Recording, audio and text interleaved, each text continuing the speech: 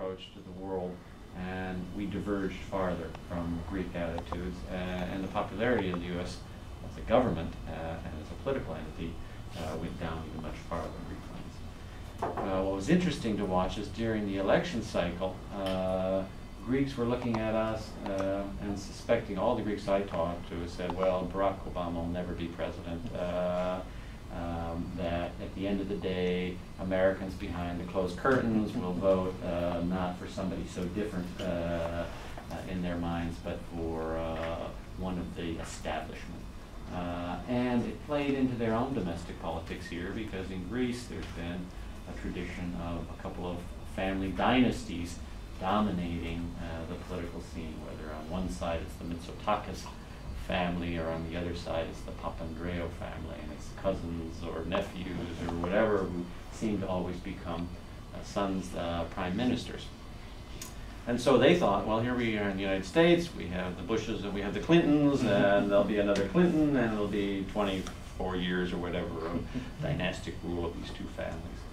When President Obama was elected, I think many Greeks were shocked, but in a good way for us as Americans. They thought, wow, this really is an incredible democracy, that you can take somebody who has such a different background, who it represents so many different parts of the world, and who is relatively a newcomer, which is also unique for Greek, that you can be a relative newcomer and become president of a country. So they took another look at us, and I think they were very impressed by the democracy that the U.S. has, and are proud that Greeks actually gave us many of the roots of our modern democratic traditions in the United States. We can ascribe back 2,000 years to Greek traditions. What we've been doing at the embassy is using this incredible opportunity to try to shape a new relationship between Greece and the United States.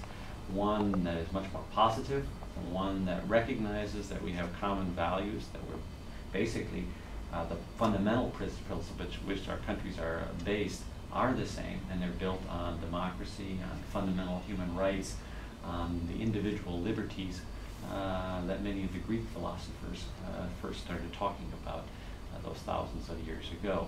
And we also have common interests, being both here a European country, a very modern, developed European country, as well as the United States being an Atlantic country.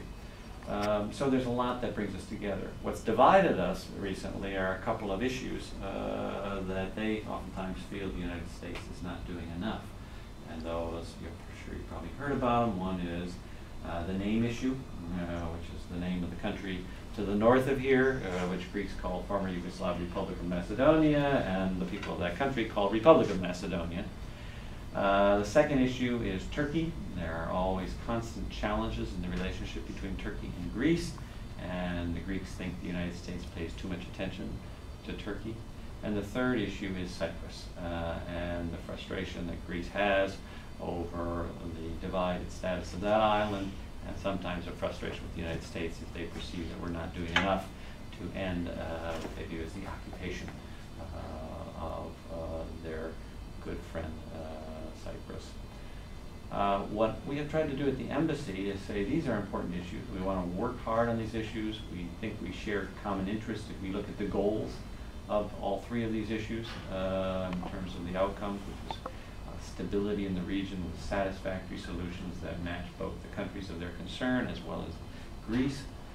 But we think the relationship should be much bigger than just these three issues. And if we broaden our horizon, if we talk about what's really important strategically, beyond not just these three important issues, but globally to both of us, we could actually build a relationship that's going to endure and be a much more positive one.